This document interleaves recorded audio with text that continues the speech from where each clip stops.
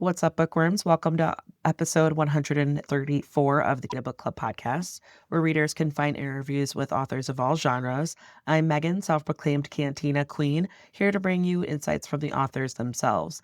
Each week features a Cantina conversation with an author. Sometimes they're returning guests, like today's author, and sometimes it's someone new. Please be sure to hit that subscribe button so that you never miss out on an episode, and feel free to browse through existing episodes so that you could catch a previous interview about a book finished. Today's episode features a chat with Erica Wright. We're talking about her book, The Museum of Unusual Occurrence. That book just came out. It's available now. Like I said, Erica was a returning guest. Last time we talked about her book, Hollow Bones. And so this time it was really cool to catch up with her and to talk about how her experience is writing one book versus the other. And I could tell she had a little bit more fun with this one, the premise of this book. Some spoilers may or may not pop up in these conversations, but the episode is more enjoyable if you've read the book anyway. So if you don't know why I think that her main characters are kind of funny, amusing way, even though it is very much a eerie psychological thriller, kind of murder mystery type book, hit pause, add this episode to your playlist, and go pick up a copy of The Museum of Unusual Occurrence. The interview will be here when you are ready. Just a heads up that I often use adult language to express my feelings towards these authors and their work, whether the characters need to get their shit together or I am saying what the fuck to Erica for making me feel things. Just please be mindful around listening ears. Books coming out this week as of April 14th. We've got The Counterfeit by Ralph DeFalco and Somewhere in Nowhere by Stephen Gellman. Both of those are coming out, and I actually have both of those on my TBR as of now. So hopefully by the time they come out, I will have more to share about it with you.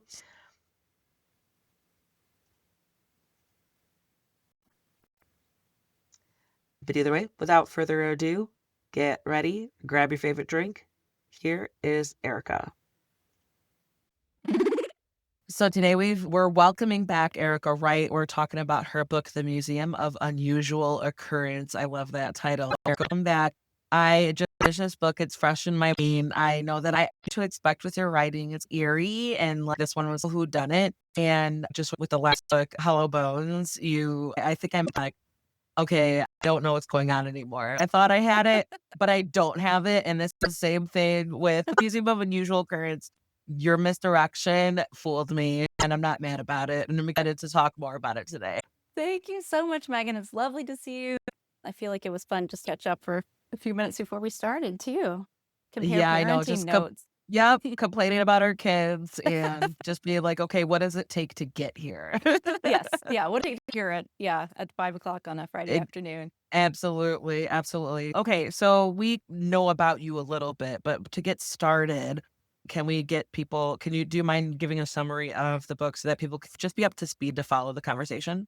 Oh, sure. Absolutely. Like you said, the Museum of Unusual Occurrence is a sort of a classic whodunit, which was fun to write, especially after Hollow Bones, which had a lot of flares and a lot of kind of challenges for me. This one had challenges in a different way, but the whodunit aspect was really fun, actually. It's about a woman who's inherited a museum of oddities, and her passion, her goal in life is to turn it into a more dignified institution. So she's at odds with all of her neighbors. And then she wakes up one morning to find that there is a dead body in one of her display cases. So she has to start working a little bit better with her neighbors and with the police department and give up her reclusive ways in order to solve this murder that seems to be connected to her and her museum. Yeah, and I love the fact that it's a small town makes such a big difference. It's not like a metropolitan area. It's not like even a suburb. It's a small like town where people know the name. If they don't know you, they know your name, they know your family. Can you Sione and Miro, we call them Allie and Mary.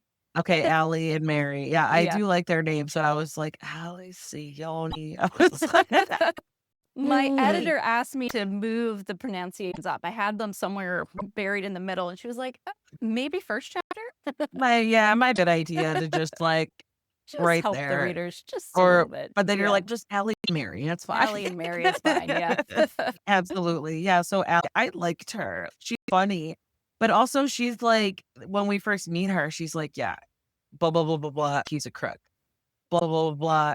She's a crook. Like everybody she starts monologuing, like just describing in her own thoughts, her own POV. You can obviously tell from the get-go she does not trust anybody, or she just has we understand her level of thinking, her perception of others that she's known essentially all her life. And like she has some reason for it, right? But at the same time, it's like, girl, these are your people. This is your town. And then like you're not putting one past anybody. They're on to you. They're on to you. You're very much like you have a tell.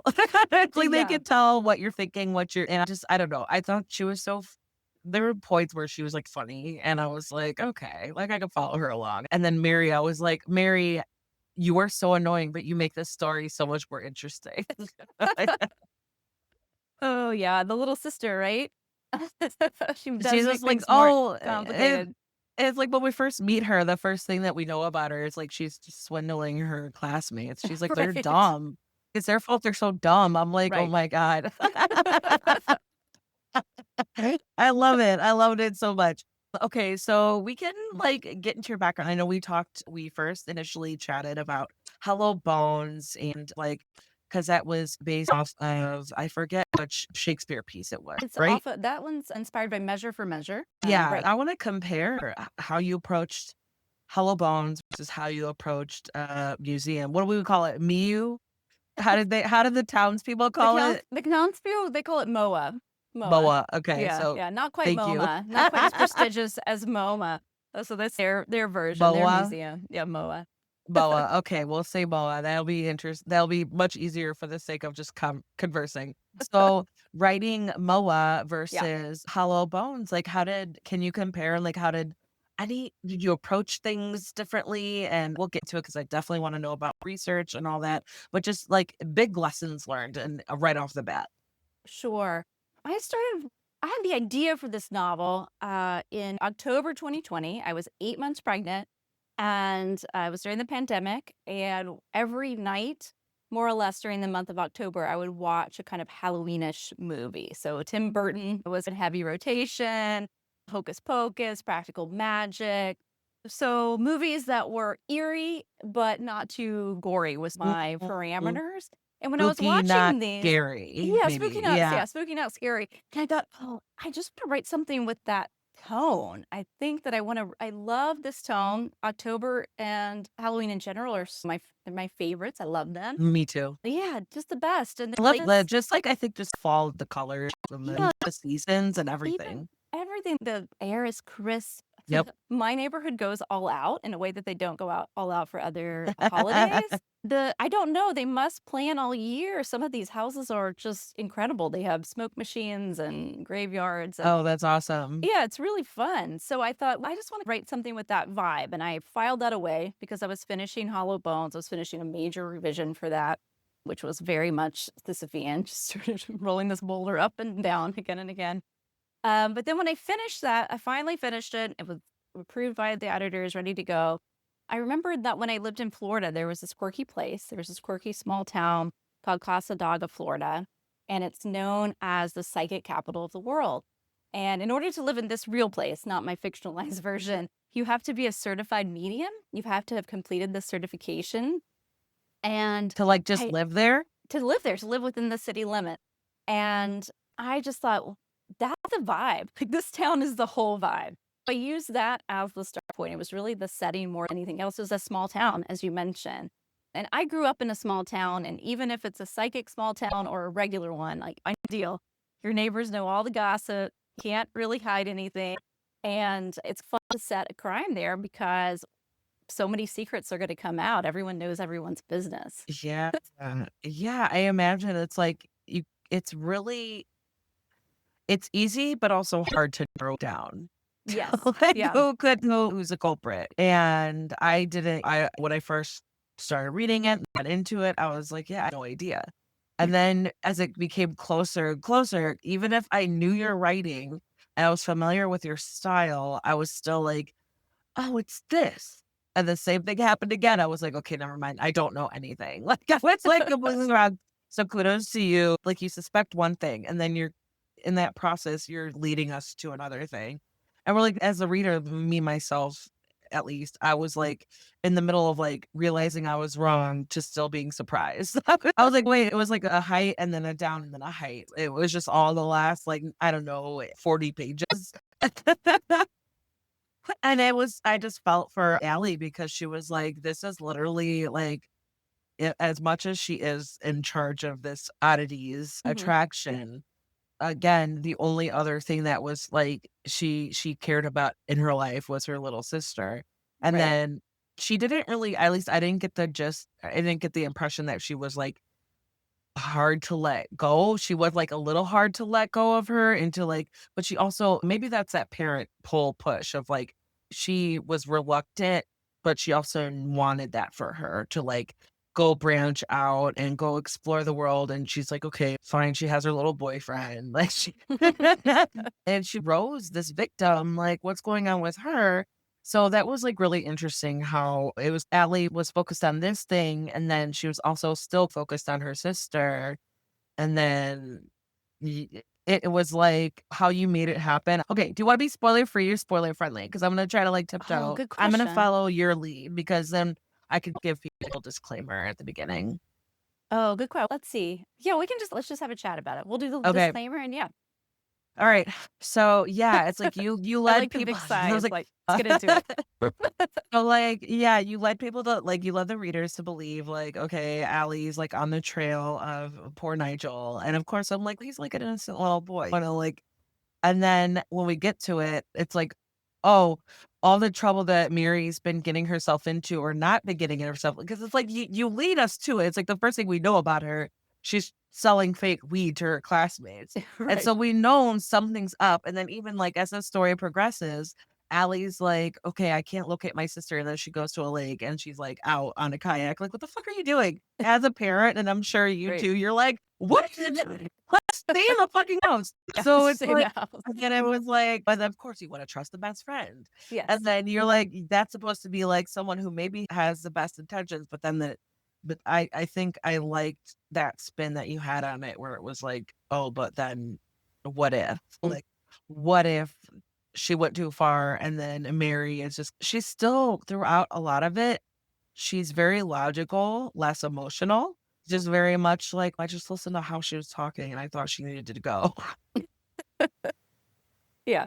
She's calm. Yeah. She's I know. I just made a logical decision. So I don't know. I liked both of them, but I was also like so annoyed that, oh, we found out, oh, we moved the body. It was like, why the fuck would you move the body?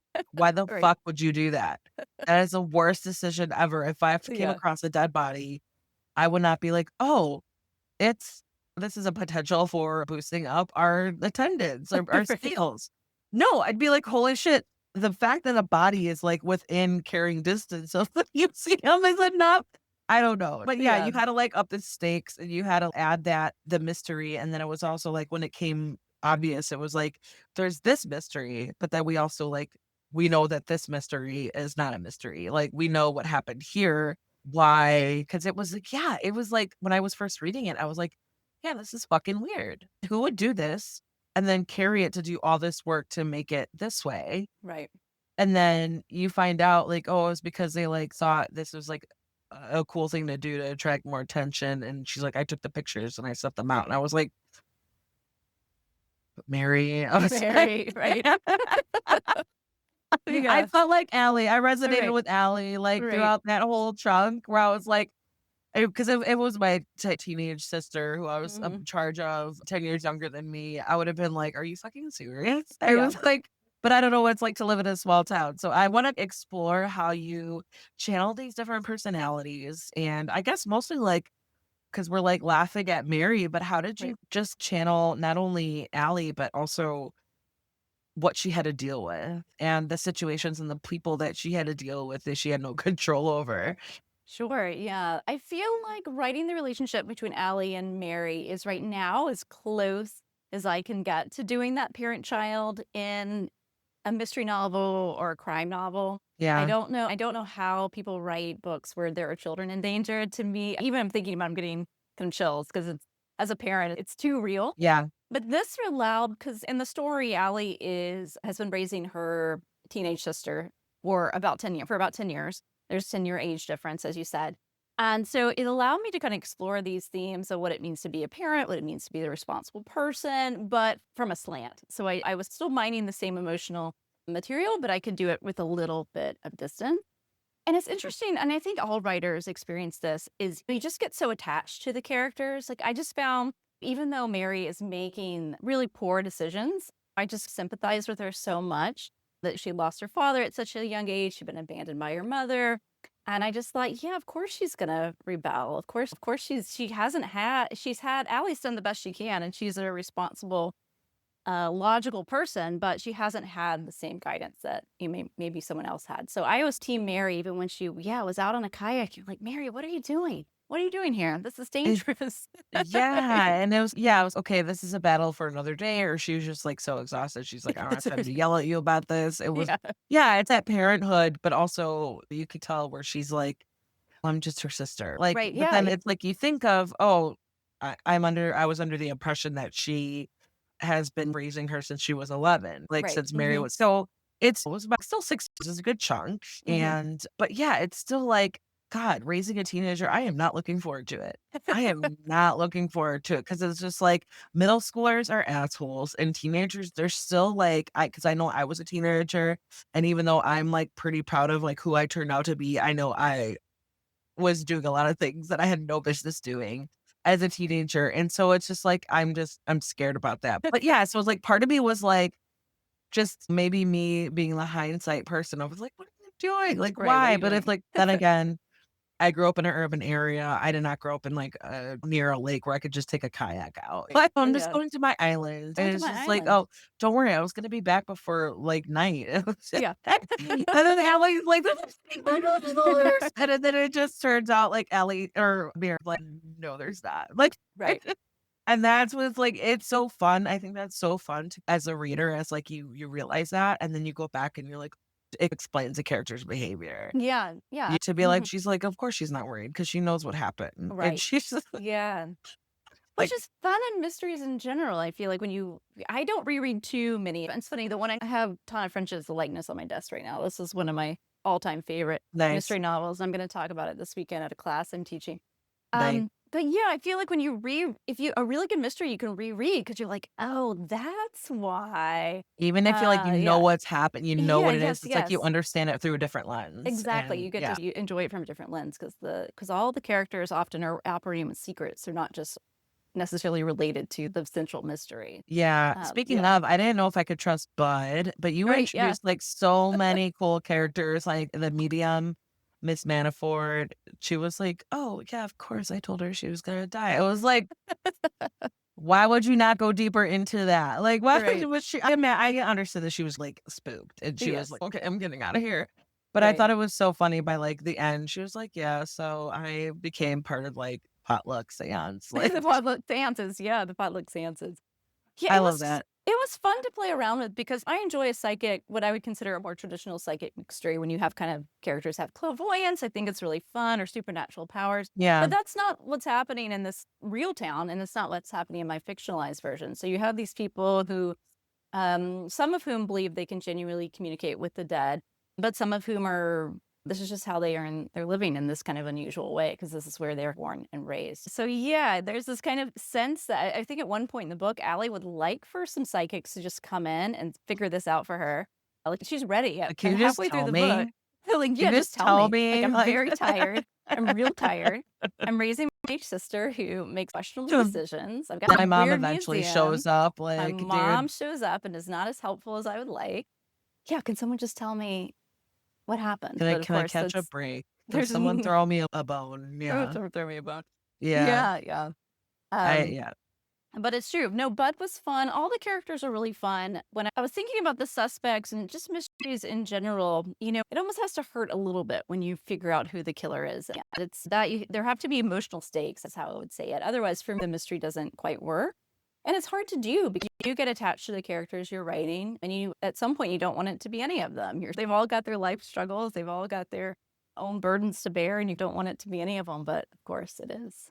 Yeah, but also you're absolutely right because 'cause you're like this person or I like this person Yeah. because like, I respected Bud and I liked him. Yeah. And also because we're meeting everybody through Allie's eyes, right? Right, Like right, yeah. we're meeting and we get our impression is her impression, what she Yes, decides to yes. feed as a narrator. She's like, I think that was like one of the first people that she introduced to, like, he's not a crook, but he's like, we used to be friends, and then he was just head over heels for his wife, and then, like, I'm like, I guess I could see how he just rose into this position, and he thrived in this position, and I Mhm. guess he is someone who I should not fuck with. Like, she Right. even though she's known him, like, he's there, I'm Mhm. assuming they're both there this whole time, in the past Right, 10 yes. years, since high school, and he's just been riding up the ranks, which I guess it's, like, it's hard to imagine, but it's, like, being out of a certain number of years out of high school, like, we understand that now.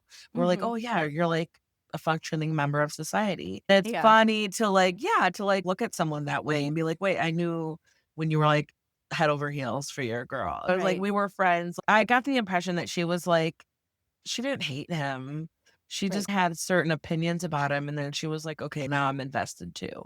Yes, yes. Then I loved his wife who they were like, "Hey, you looking young. Hey, you too." Like, I love that. I love that. Where it's Looking just like good. Looking good. yeah, it was, like, lessen the tension to being like but also we know that, like, Allie would not have ventured out or No. explored or talked to No. She doesn't anybody want else. to. Yeah, She doesn't wanna talk to anybody, but then she has to. and I don't blame her, but at the same time, like, people are like I guess she realizes too late how that comes off. Right. Yeah, exactly.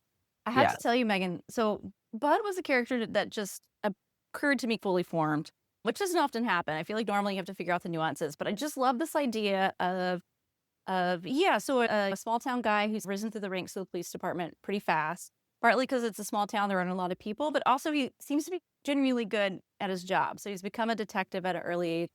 But I just could picture in my head, he's just this enormous guy. His head reaches the top of every door frame. He's ducking under. He's got wild red hair Hard and a to ignore, wild, yeah. yeah, wild red beard. So he's really has a presence. Oh, yeah, And she said, "Oh, it's braided today. It was a it's special braided special occasion." occasion, yeah. But I had just okay, I could just see him. I can still picture him exactly. And then I was out in rural Tennessee and with my family and stopped at this little what we call meet and three. I don't know if you have that term where you're from. It's a place where you can get some sort of meat like fried chicken and 3 vegetables. I'm So eating 3. you're, like, from the South I'm from the or South, yeah, yeah. okay, I see, I'm from Chicago, Midwest. Okay, okay. Yeah, so I was like, we probably call it something else, I They don't know. probably have something similar, but this Yeah. great kind of like mom and pop place in the middle of nowhere where you're, "Oh, I'm so glad there's a place to eat because there's nothing else here." And we go to this restaurant, and there's a man who looks exactly like I pictured Bud. And I just started working on the Is he draft. attractive? I'm sorry, I pictured him as attractive. Yeah, I think he's Like, maybe he's attractive. just got a look that like, Yeah, a lot of women would be for, even if yeah. he's got a braided beard. He's got And unruly hair. Maybe Allie's just like, "Oh, just Bud." Like, what It's just Bud. Yeah, I don't think Allie would see him as attractive because they've known each other, since she kindergarten. had her eyes on the She astronaut, had her eyes so on the astronaut. But it was just this wild speaking of kind of clairvoyant moments, I was like, "Oh, somehow this character has sprung to life in this." he didn't leave you alone. Yeah, he didn't leave me alone. He So I was like, thought, "Well, "I'm gonna that's a be in this sign. story." Yeah, Like, that's a yeah, sign." I So love if that it's ever because I made into speak a to a lot of, movie, like yeah. I'll Like, track this guy go down. ahead, yeah. I was gonna say, if it's ever made into a movie, I'll go track this man down and be like, "Hey, you ever thought about being an actor? Right, you gotta be braidable beard. You've gotta have a That's braidable the beard." only requirement, like no, I was gonna say because I ask authors when I interview them a lot of the same questions, and a lot of that is, like, either research or whatever authors say, it's like, I couldn't get this character out of my head. Like, Right. they wouldn't leave me alone, and they just inserted themselves into the story, or even, like, a character they didn't plan, but suddenly they became a dog owner, things like that. It Oh, was like yeah. they demanded Yeah. this of themselves, and I love that. I love that Yes. you just went with it, and you're like, "Okay, I will put you in this story, dude." Like, you And they cause problems too. The dog example is excellent because it's so much harder when your character has a pet or any kind of responsibilities because you can't have them just go off for a week and not explain what do they No, they do gotta make with sure they gotta let they that gotta have dog out. boarding. They've gotta have Yeah. they got a dog boarding. So it's true. Sometimes characters will occur to you and then they create lots of plot prof. I Like, oh, know. all I'm such a right. dog person, so I'm Me like, too. Me "Yeah, too. make that dog worm their way in there." Yeah, yeah. I think my dog heard you. She just actually got up from her little bed Okay. and was like, "What "Oh, up, thanks." girl?" My dog, she's like 12 years old and she's laying on that bed right now. And so she's like, whatever. She kind of like perks her head up. It's only when like maybe she wants something and then she will be relentless, but she's okay right now. So Okay. we're in good shape with the doggies. Good Okay. shape, yeah. We went through like your background and your books and all that. I'm like piggybacking off of that because I think we talked about it last time. What kind of draws you to the genre of like Mm. eerie, gothic, suspense, or however you would classify this? Because both of the works that I've read by you definitely fall into that same vibe category. Yeah, gothic fiction's a perfect kind of description. I think, and just in general, I think with crime fiction, I like that the stakes are already always clear. That no matter what kind of where you're reading on the spectrum, whether you like cozy mysteries or whether you like intense kind of horror-ish, that end of the spectrum or noir, there's never a question of why it matters because there's always, in 95% of the cases, there's always a death. So there's always a victim. They always have real loved ones. And so I think you have to go into it where you're treating all of those characters respectfully, even if, they're minor characters. So that's just has always attracted me to this genre is that from the very beginning, it's life and death. It's life and death stakes. And then you have to figure out how to tell the story you want to tell within those parameters. Yeah, I give you so much kudos because I think I'm a sucker for like thriller suspense because Hmm. I think because of the storytelling. Yeah. It is like an art. It's like you're feeding me and you feed me and you feed me and I'm like still don't know what the fuck is going on. But it's also like, and then when you do feed me a little bit more, when you're cluing me in onto like, okay, we're leading you into the big climax of the whodunit, and then you still I was like, I still don't know what the fuck is going on because what I thought was going on is totally wrong. You pulled a twist. I thought I was suspected someone, and then I was wrong. And so I think I just love that. It's like the storytelling of it. It's Right. the style of it. And so I definitely see that appeal where you're like, it gives you a chance to like be eerie, small town eerie, but also like fuck with us a little bit. Like, That's never for lack that's of better I words. never start that way, but then that is part of the fun of reading this genre is that you wanna be surprised. You're I writing and you're always like, hee hee hee. Yeah. I always say that if no reader can figure out the ending, then I think that you probably haven't done your job, then it's probably not fair, like, if it's just 0.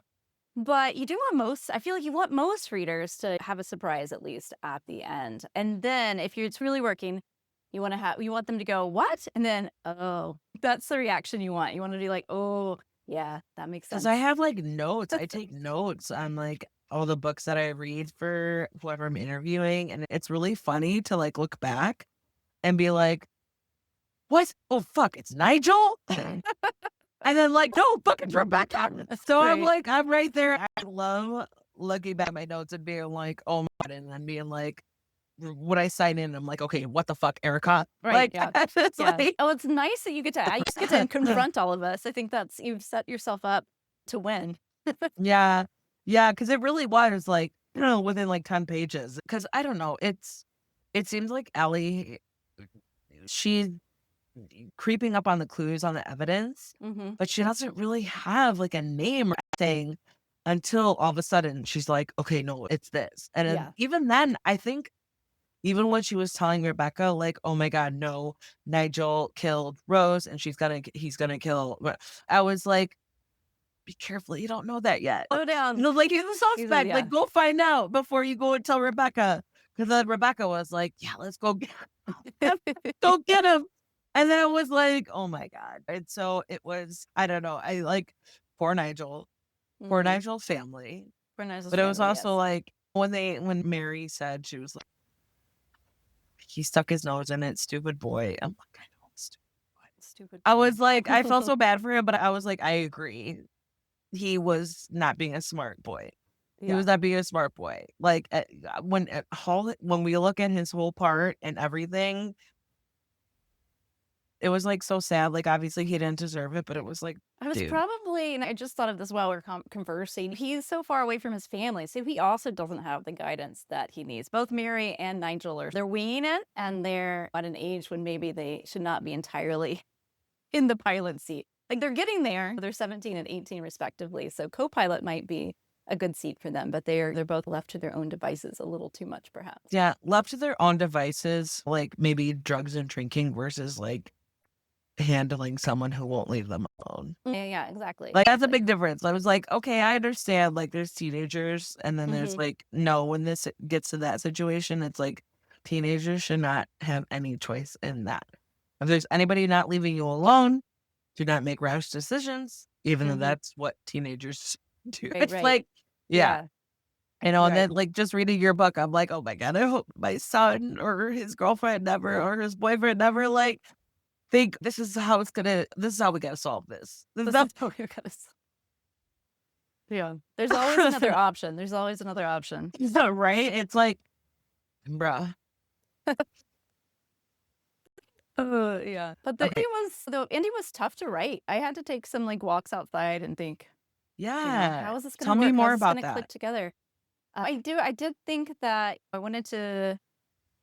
I wanted the ending to be explosive. I wanted it to be as worthy of the story that had come before it, but it's tough to write. It's tough to write action sequences in general, just not just emotionally. It's just actually hard to write so that readers can see what's happening. You want that clarity, Right. but you don't want to over explain because you don't want to see this is how they were able to navigate out the water. Let's pause for a second and give you a documentary style narration. So you have to keep the pace up while making it clear to the readers. Yeah, I think I Take some could revision. tell, like, just reading it, how you were like, okay, how am I gonna do this? Because it was like broken up action. It was Yeah, yeah. broken up action. And then I Yes, was yeah. like, I was sitting there waiting, like, Allie, what are you gonna do? Like, I know she was in survival mode, and then once she survived, and then Rebecca like was just like making sure she couldn't get to her boat. I was like, oh no. I Yeah. was like right there. I was like, okay. And then she was like, she was like, Mary, stop, stop. Yeah. Like, Yeah. once she got out there, she was like, okay, cool. This is the next step and what we could do. And then I don't know, like, that's a whole thing where I don't know if I would have done what Allie did, where she was like, I'm gonna save her. Cause I this is best for you. Says Mhm. Mary was like, what the fuck are you doing? Like, after all Mhm. this, and you're gonna save her. I would have been the same way.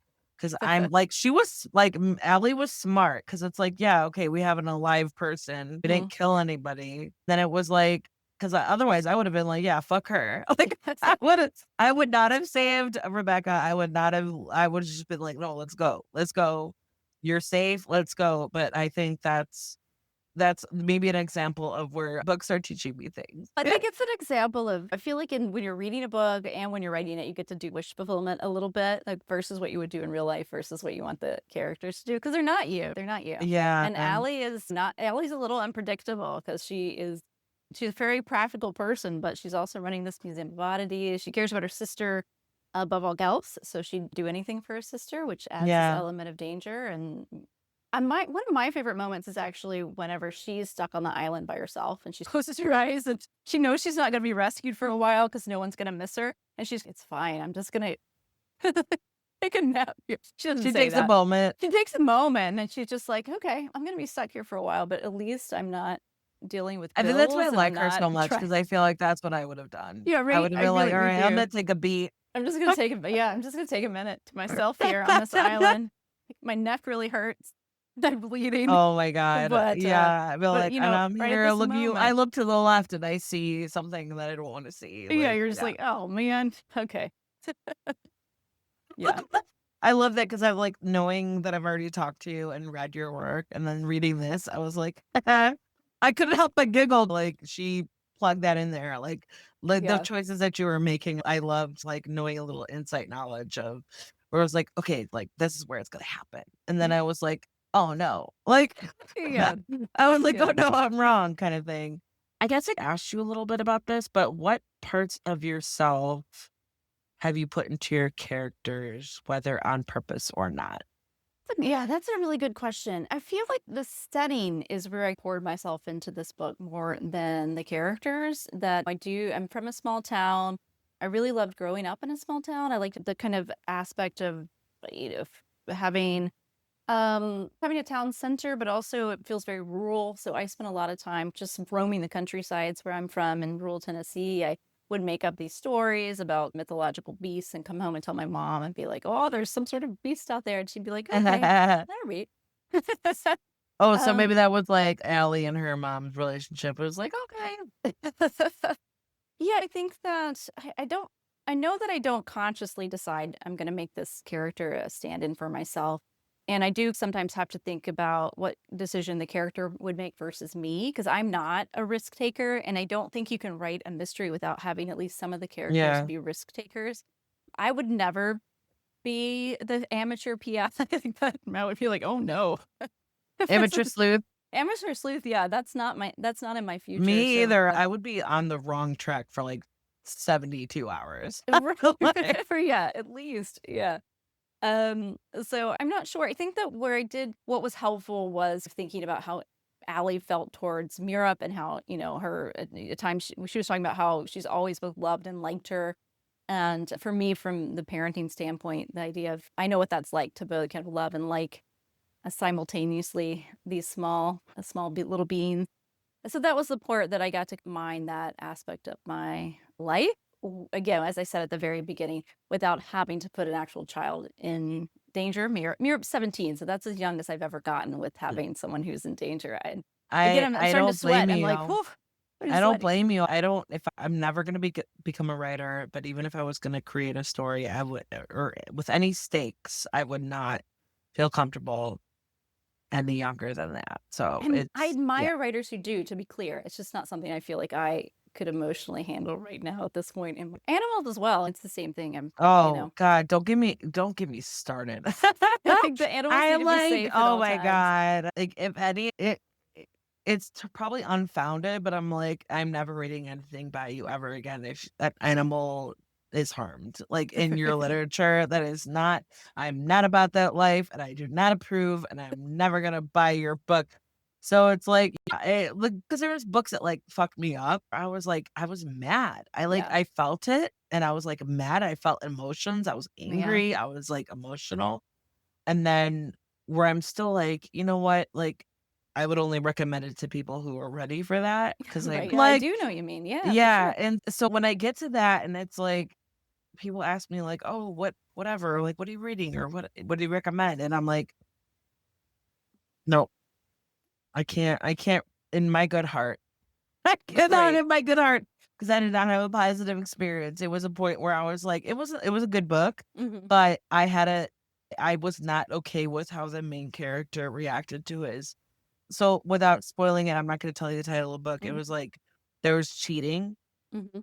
like as first person high school coming of age, and he was like with his girlfriend, and then but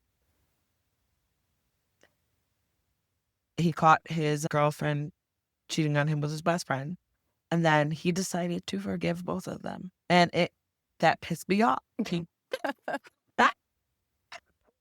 Because I was like, he was a better person than me, and I do not like how this turned out, and so I was like, but I would still favorably recommend that book, but I was like, just it fucked me up, so just a preclaim like, disclaimer, I got really mad. I got really mad, and I was like where it was to a point where I looked at my up at my reality where our kids were trying to go to bed, and they weren't going to bed, they were just, like, being kids, or we're like it's like my kids are fucking crazy where they don't care if you tell them to go to bed.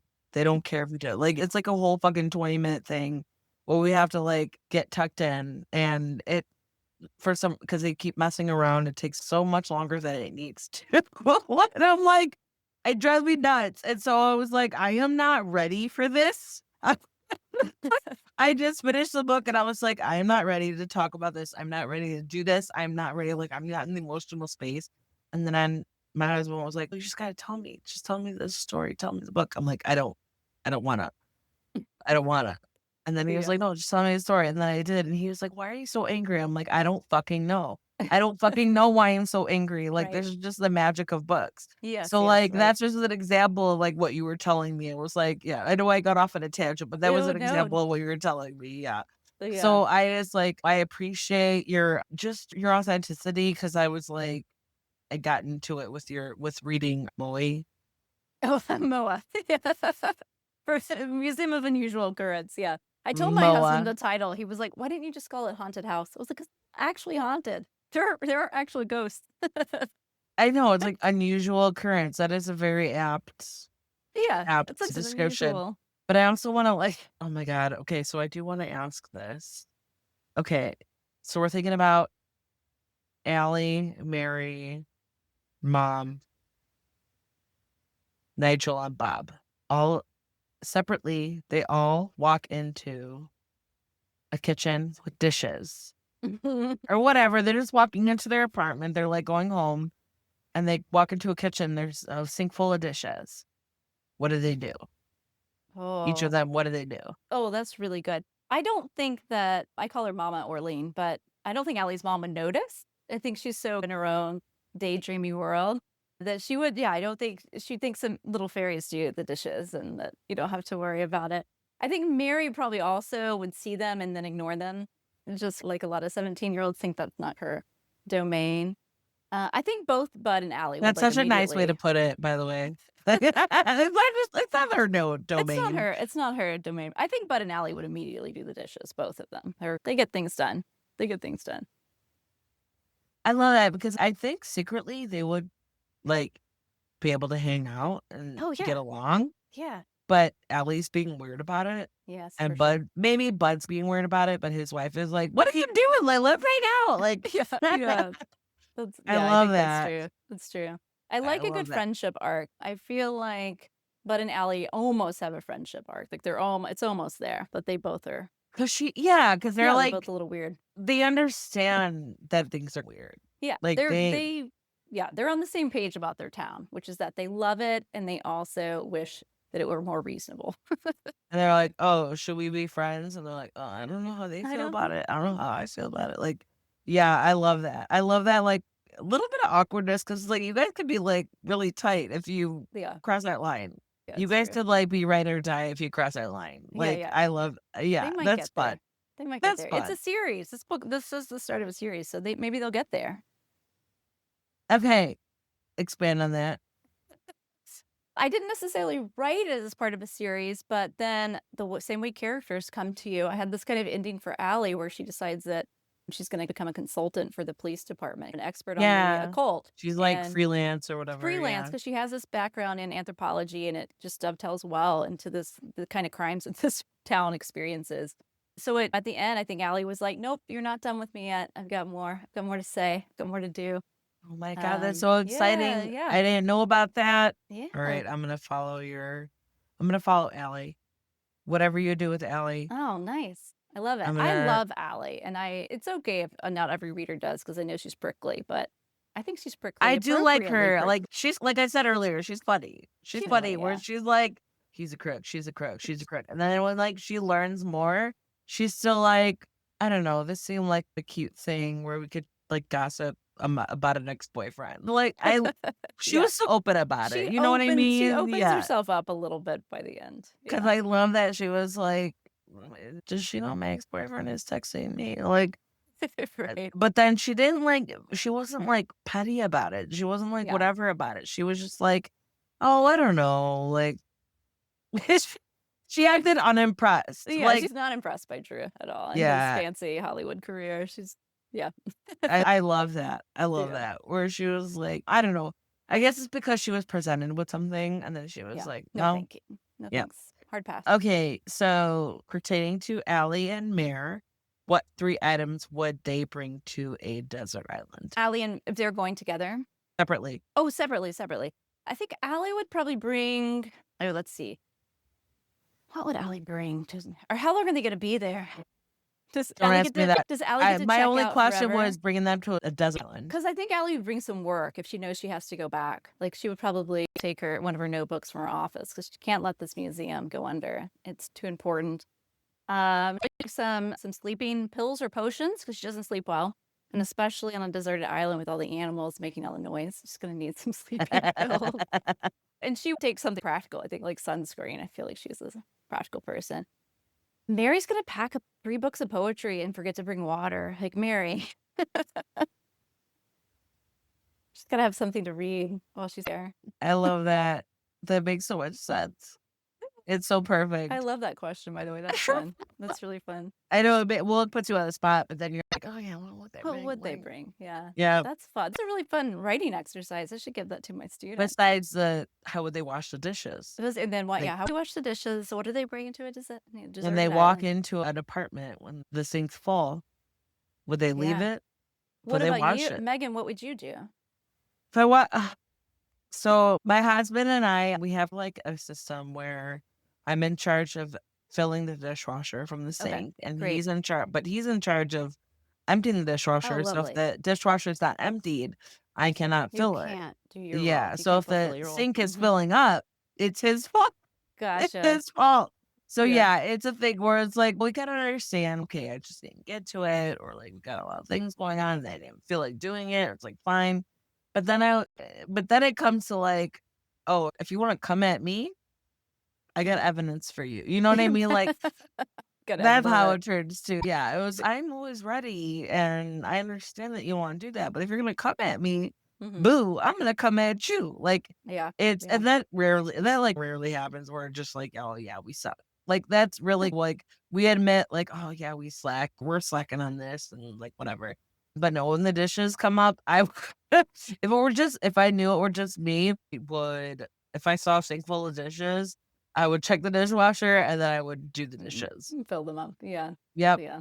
I would be like, okay, is there room in the dishwasher? Okay, I'm gonna fill the dishwasher, and whatever dishes were left, I would be like, okay, let's do this. Yeah. What about you, Erica? I feel like a lot of writers, I'll find any reason to procrastinate actual writing. So if there's dishes in the sink, I'm like, whew, okay, I don't have to write. I got to see to these dishes. It's very important. So I just gotta call you, do my dishes. Yeah, exactly. But okay, what do you hope readers get out of Hawaii? The Moa, Museum Museum of of Unusual. Unusual. Yeah. I think that that's a good question. I feel like the characters, all of them in some ways, are looking at the world a little more kindly at the end. They're like looking at their neighbors more kindly. They're looking at their circumstances more kindly. So perhaps that has something to do with, yeah, just grace for yourself and your own and the mistakes that you've made. And no matter how extreme they are, and some of the mistakes are pretty extreme, but finding a little bit of grace for yourself and your neighbors. And That I love that. That is so important because so many times where I'm like, I don't know. I feel like I'm constantly forgiving myself. Where it's just like, it's okay, Megan. yeah, that's okay.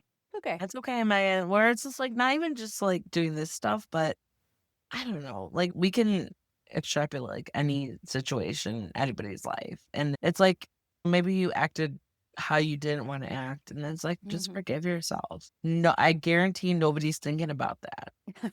That's also true. Yeah. Like, I guarantee nobody is thinking about that like you are thinking about that, and you're absolutely right. I think this book is definitely like, pay attention to yourself. Don't worry a lot about other people Yeah. because, yeah, it's like worry about what makes you full.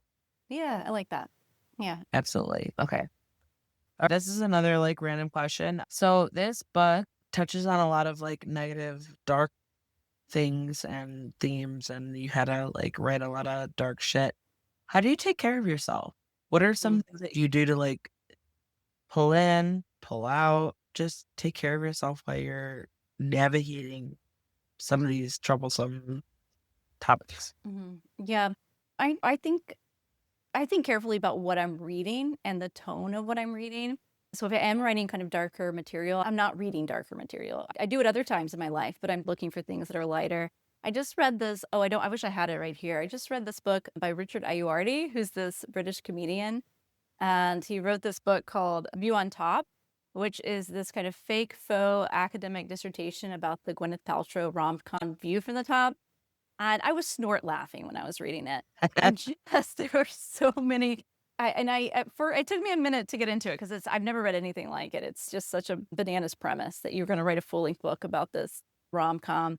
But yeah, so that's the sort of thing that I would read if I'm trying to write darker material. That once my computer's closed, my notebook's closed for the day, I'm looking for something lighter. Perfect. Oh, I love that. I love that because I feel like it's I know we all get into some shit, but I know that there's like such a balance that's needed. And I love asking authors that where it's like, what do you do to like counteract that to where Yeah. like you're getting really deep into one thing, what does the author want you to or maybe you don't want them to do it, but you're like, this is what I did. Fair. Yeah, I love fair. that. Okay, so Erica Wright, where can we find you online and on social media? My website is ericawright.org, and I mainly use Instagram. So I've distanced myself from all the social media platforms. And so my handle is Erica Wright on Instagram. Perfect. Yeah. Erica Wright. So I would say Moa. Moa. The Museum of Unusual Occurrence that comes out on April 7th, That's correct? right. That's right. Thank you so Okay, much, perfect. Megan. And thank you so much for catching up and for willing yourself to be spoiler filled and Oh, no, all it's and fun. It's fun listening to to talk. me Yeah. like, yeah. I know. I imagine it's like super fun for you to be like, It like, is fun. It is fun to just spill and not have to think about it. Yeah. God, oh, let me know. We could go like spill as much as you want. Let's do it. Yeah. And then absolutely let me know when and if you want to come back and Yeah. we'll make like, I'd love to chat again. That sounds great. Thank you so much, Megan.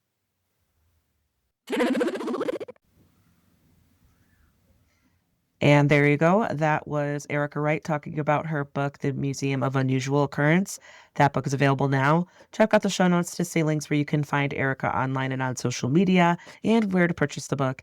In the show notes, you'll also see where to find Cantina Book Club on your favorite social media book communities, such as Bookgram, Book Talk, BookTube, Threads, Facebook, and more. And I would love and appreciate it if you could hit that follow or subscribe button so that you never miss out on book reviews or author interviews.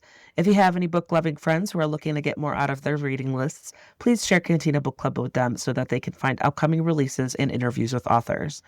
Another way to help this podcast is to head over to your favorite podcast player and give Cantina Book Club a rating and review. It helps me reach more potential listeners and fellow book lovers like you. And that goes with any podcast that you listen to. It's one of the easiest things that you could do to help out. If you need book recommendations, you can reach out to me. I am always excited to share my recent favorites. Or you can head on over to cantinabookclub.com to read more in-depth book reviews. While you're at it, you can subscribe by